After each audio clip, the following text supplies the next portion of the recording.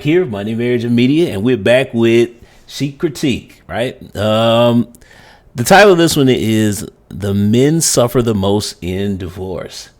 Now, I know a lot of you guys, judging from the comments on the last couple of videos, this is probably going to be triggering. So we got to get through it, though, because like I said, we're always looking for high-level conversations, and the ladies on Chic Critique, like it or not, they having those conversations.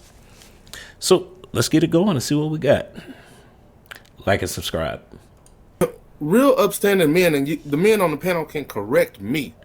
We won't come for it. Like a real man won't come for your shit. That's not what we do. That's not how we move. Like once it's over, we like, all right, it's time to rebuild. It's time to do what do what we got to do. So most of the time, from my experience, it's the woman coming for what we got, and in most cases, we actually don't have the energy to fight it. So we'll go through the motions for let's call it a couple months. But if that shit's not resolved, we want it resolved as soon as we can get it over so we can get moving. Problem solving. Most men, and he's right, is a situation where most men we don't value resources the same way that the women do.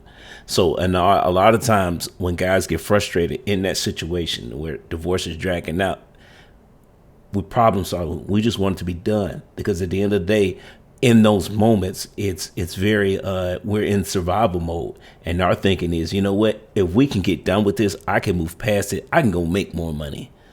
So and a lot of times we end up regretting those decisions later on. But when you're in the midst of the conflict, the problem solving part just says, "Oh my God, when can we just get this done? I just want this over with." It's a bad place to be in, but that's what you call making battlefield decisions. They're good. They work out great because it helps in the conflict. But when you go back and look at it, hindsight's 2020. But that's just what happens. Period. That's just how we do. Let's keep it a buck. And I, Or and you know, it's because so I funny. know, like when I was dealing with what I was dealing with, it wasn't even about the money for me. I wasn't even worried about that. It hurt me. Did it set me financially back? Yes. I was more worried about my opportunity to have joint custody for my son. That hurt me more because I'm going from seeing my child 100% of the time to now 50. And at the time when we was talking and negotiating, it was less than that. I was going back down to 35. Every other weekend, 1, 2 days during the week. I wasn't going for that. I could not I imagine. wasn't going for that. So I fought more about that than I even did about the money. I just said, F this money. I'm going to have joint custody. I don't want this other bullshit. I had to make sure we split that everything out. That means down to holidays. It didn't matter about who's going to claim on taxes. Every other year, I get to claim on taxes. Everything. Hank just proved my point. The resources don't mean the same thing to us as they do the women because in the back of our mind we're thinking, okay, well I just got to work a little bit harder and I could just go get some more, or I can replace what I'm losing. But you can see that legacy component is very important to men. Again, the number one reason why men get married. So if you're let's keep going. I had to negotiate. But So it's making sure I kept joint custody of my son. gotcha. That's I true, brother. also want to say, I know we talk about all the negatives about fearing it, but marriage it can be a beautiful thing too. I Um, agree. I agree. like my wife just bought me a double Gouda burger in with the home fries. You know what I'm saying? When the kids go to sleep, she'll be serving it in lingerie. I don't got to worry about a lot of things. You know what I'm saying? When a lot of the stuff I might have got into going outside, man, it's more incentive to stay at home. I don't got to spend money doing a lot of different things that I might have. It's benefits to just having somebody there that you can be quiet with, or you can talk to, that you're comfortable with, that you can have sex and don't got to worry about having a baby by somebody and she puts you on actual child support and not being able to raise your kids. I think a lot of the men on the panel would agree with me on this, but men that want to be fathers really, really, really want to be fathers. Like we cut our arms and legs off to make sure we in our kids' lives. Like the brother just said, he lost half everything, but I ain't care about that. I just wanted my kids. Yep. 100%. I agree. I think that this was the media portion comes in is because a lot of times we attract black men. We attract the stereotype that we're all baby daddies. We're all deadbeat dads. The majority of the time that happens, it's usually a small percentage of men. We're talking about less than 20. Well, that doesn't sound. That don't sound right. All these deadbeat fathers, all these baby daddies. Okay, so look, 54% of black men are single and childless, or let's just call it over 50%, right? 30% are married. So that's roughly 80% of black men who we're not talking about. So there's only 20% left. And you might be able, and you can probably throw in a variance in there between 3 and 5% of that bounces back and forth between men who got married but had a child already, or it's about a 3 to 5% variance. So you're talking about anywhere from this is 17 to 23% of men who are fathering all these children outside of wedlock. Literally is that statement that we've seen on these YouTube talking points. They're all sleeping with the same guys. Well, I mean, they're all having babies by the same men. A lot of them are. So, again, we're gonna keep going because I don't want to get off topic here. But it's something. Those numbers are very important. It's something to pay attention to. And I wouldn't want nobody in that situation where you don't have access to your kids. Marriage is one way to provide 100% access to your children. Absolutely. So let me. Now we're talking about. Would anybody else who didn't get an opportunity to speak want to say anything? Go ahead. I just wanted to say a couple things real quick. That was beautiful, Marcus. Like, I wish there'd be more panels of married people that can just share the small things, because truly, I think that's one of like.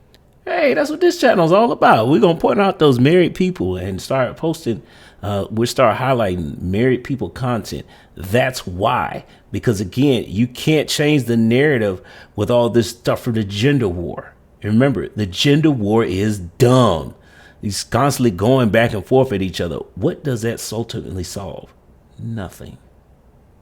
It gets us nowhere. We got to start. We need more married people. Basically, plain and simple. Stop trying to blame each other. It's all the women's fault. It's all the men's fault. Okay, forget whose fault it is. How do we fix our community so that our children are not suffering? Our kids are not at the bottom, particularly our boys. What are we going to do?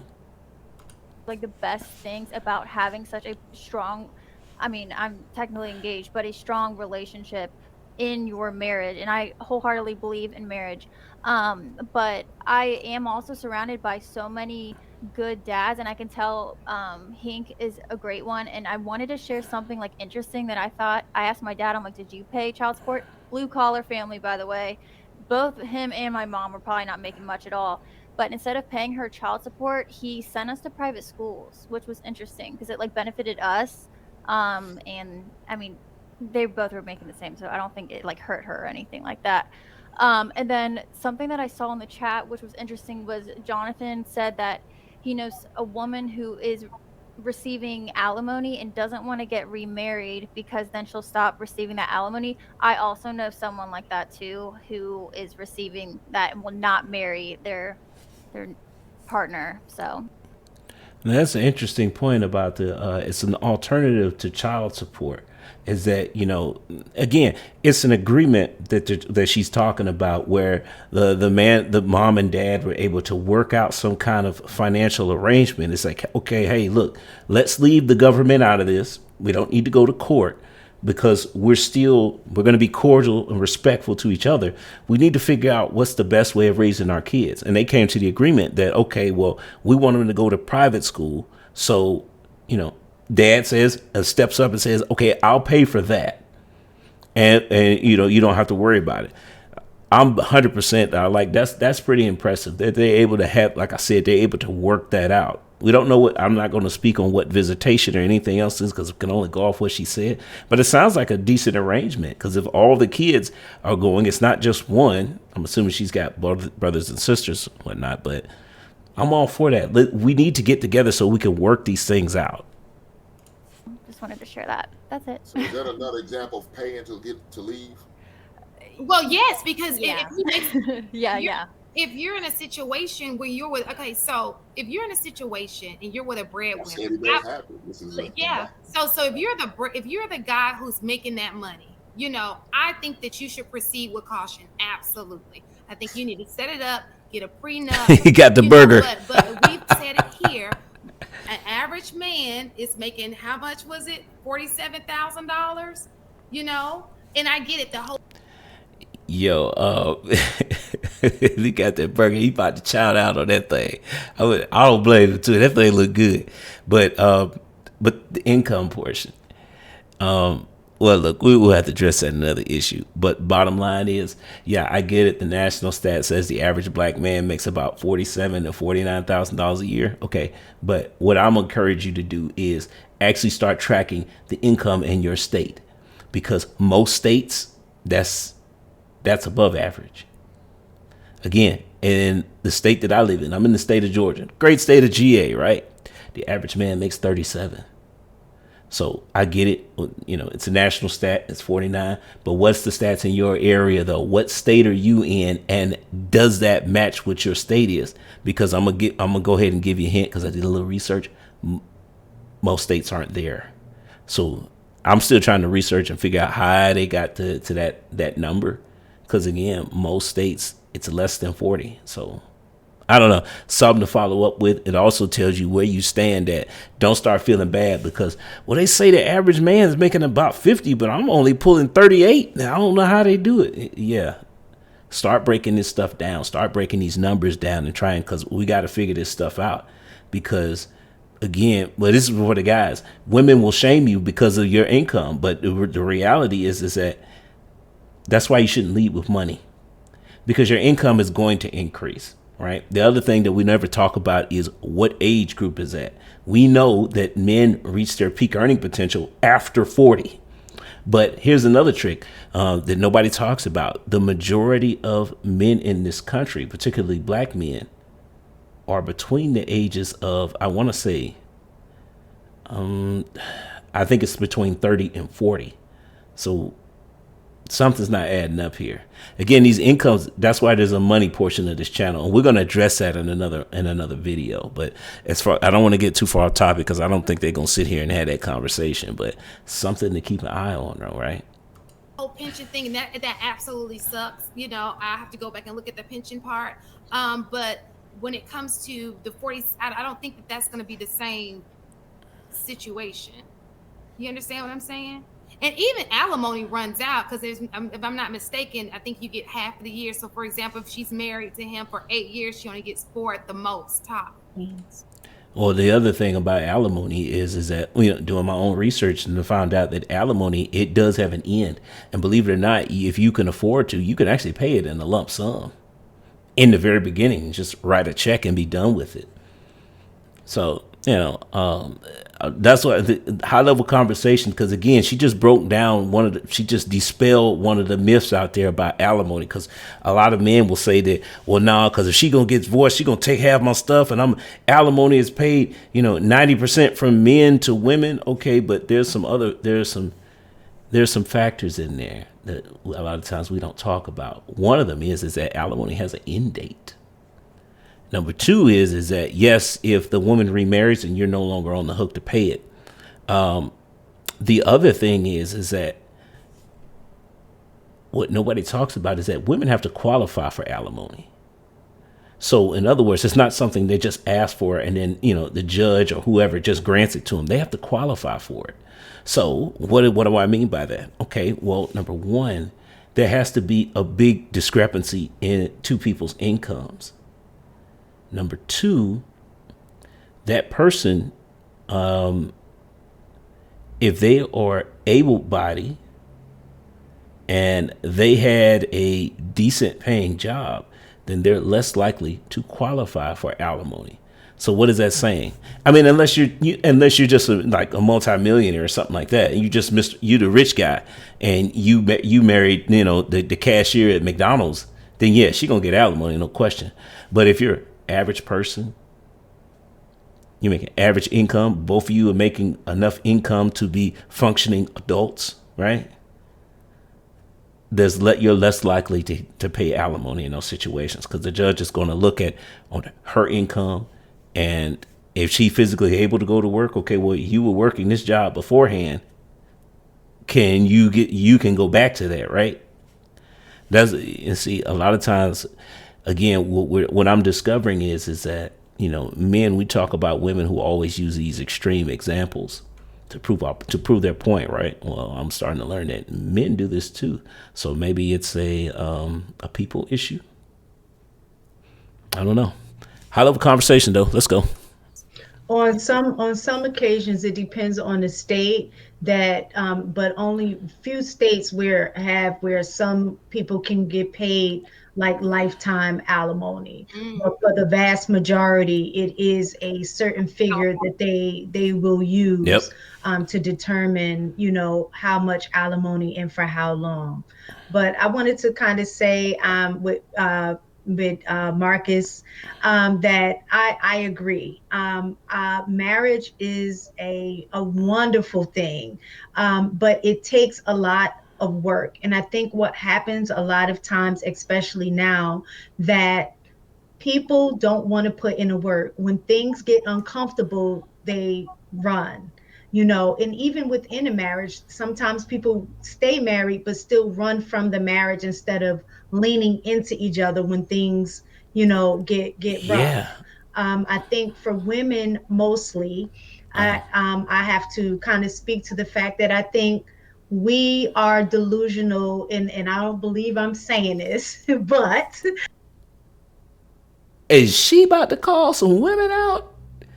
I told y'all this stuff happened. I told y'all it goes down on She Critique. The ladies will hold each other accountable if you give them enough time to. Let's play first. Let's hit play first to see what she actually says. Right? We are delusional when it comes to our expectations for marriage. I think we go in with a mindset of, well, two things. I think men go in with the mindset of not wanting things to change or things not changing, and women go in with the mindset of things wanting to change, right? And so we go in with this idea of, that our husband is supposed to be or going to be every single thing to us. They're going to be our best friend, our homie, the husband, the helpmate, the help me with the housework. There's a clip on the internet right now with comedian Carlos. He basically said women today are looking for super ninjas, right? Y'all know what he really meant. But is rich man, he got A1 sex game, he super sensitive, ultra strong, super thug, wearing a suit. Yeah, and it's comical. It's funny because a lot of times, yeah, we all have these expectations. Women have those. Men have a different expectation. Does it make us delusional to some extent? Yes, it does. But we each have our issues with marriage. I think that, but I think, well, let me go ahead and let her finish, because it's so rare that women hold, especially on the internet. You usually don't get this, but let's go. The help me with the kids, the pay all my bills for me, the, just all of these things, my social and emotional support system, we go in with these long expectations. And then when we get in the marriage and it doesn't match up to what we had in our head, the ideal that we have in our head, then we, kind of want to leave, because it's not what we anticipated. And part of this research that I was doing, I had to take accountability in terms of me kind of thinking that same way when my husband and I first got together. And the truth is we were young. Neither one of us knew much, and this is gold. Man, y'all better like this video. Matter of fact, y'all need to go subscribe to Lapeef JR. We need to be pushing out content where women are going to hold each other accountable. We need to push married content. But shout out to Miss Taken, because literally, married woman on the panel is not scared to hold other women accountable. We need more of that, right? The expectations that I had were unrealistic for him. I wanted him to make me happy, but it wasn't his job to make me happy. I was supposed to do that on my own. I was already supposed to be whole and happy, and he just adds to that. So I think a lot of times we're looking in our partner to fulfill needs that unmet needs that had occurred before the partner got there. And it's unfortunate because when they don't meet those needs, because that's something that you have to do the work on your own, then we blame the other person for it. And I think that's where we go wrong. But getting to the point where you develop and you mature in that area, when you get married, it is nothing like having a partner that is down for you. Like, I mean, it makes me smile. It gets me excited to Yep. know how my husband has my back no matter what, and vice versa. I have his back no matter what. Whatever happens, to know that you have that support system like no other, it can't be compared to anything else. And so I think marriage is wonderful, but it is a struggle at times too. But you just have to have that mindset that no matter what, I'm in this for the long haul. And if that's both of y'all's vision, it's So, gonna Miss stop. Taken, can I say something real quick? This is the third total panel I've ever been on with you. Every time you mention your husband, you light up. Facts. You Facts. absolutely, positively glow, and I love it. Oh, I thank you. love it. he does. That's I my just wanted to homie. say that. That's my homie lover friend. So I have a question. So anybody else wanted to answer to Shout give out his to R. Kelly. okay. R. Kelly, that's Hold on, Tan has something. Tan has something. okay, go Look, ahead. we strayed so far away. I'm just smiling in the benefits, the beauty of marriage, because I'm a huge proponent of marriage as well. And I'll just say this: it goes back to what I was saying when I was like signing on to what this is Inez was saying about the value of marriage. It goes back to that. All those things that Marcus and Mistaken were just saying, that's what I meant when I said the value of marriage. It's not necessarily for the children. It's two people can be married and you can look at that person as your best friend, your support system, the person you can cook for the wife or for the man. You have somebody to sit down and eat dinner with. You have somebody to sit down and watch shows with. If they're really your best friend, they could not even like football, but they're going to sit there and do it because you like football. Yeah. And they're going to sit there and do it just to be in your company and just to be in your presence. Yeah, that's true. I mean, especially it goes. This is both sides of the relationship, guys. How many times you done sat through a chick flick, and it was boring, and you about lost your sanity, but you did it because why? Because there's give and take in the relationship, and that's what it's all about. So look, I told y'all. This is why, guys, go subscribe to Lapeef JR, because plain and simple, guys, we have this complex right now to where. There are too many videos out there on the internet where guys, women don't accept accountability and all this. She just gave you a buttload of it. Women hold other women accountable. I know before I started this YouTube channel, I wouldn't have believed it, but I got some inside information that it does happen. You just got to pay attention to it. And we need to start highlighting it because there are so many women out there who they're falling victim to the things that Miss Taken was talking about. A lot of channels call it, in the relationship space, call it the Disney fairy tale. Yeah. Now, one of the ways that you can avoid that is you have, if men are in the household when you're growing up. Because again, you get firsthand knowledge that everything doesn't go smooth just because you're married. Marriage takes work. Now, is that going to be every two-parent household? No, it's not. But I think we need to start making it the norm. It would almost seem like women's expectations are too high and men's expectations are too low. As men, one of our faults is we just expect the woman to just go along with whatever we say. And nowhere does that work, because you just, if that was the case, you just run that woman over, and you still end up being unhappy, because you don't. The whole benefit of having a wife is that you get counsel for certain things. So this whole notion that, no, my wife needs to follow the line and she needs to do everything I say, that's not realistic. Your wife is supposed to offer counsel to you. You can't offer counsel to somebody who's not going to listen to you. That only leads you to a divorce. So, but this is a great topic, man. Loving this video. Go subscribe to Lapeef JR, and I'm gonna say goes to the next time. Peace. Thanks for making it to the end of this video. But do me another favor, like and subscribe, but also check out these here. Either subscribe or watch videos, one or the other. I don't know which side, but hey, all right.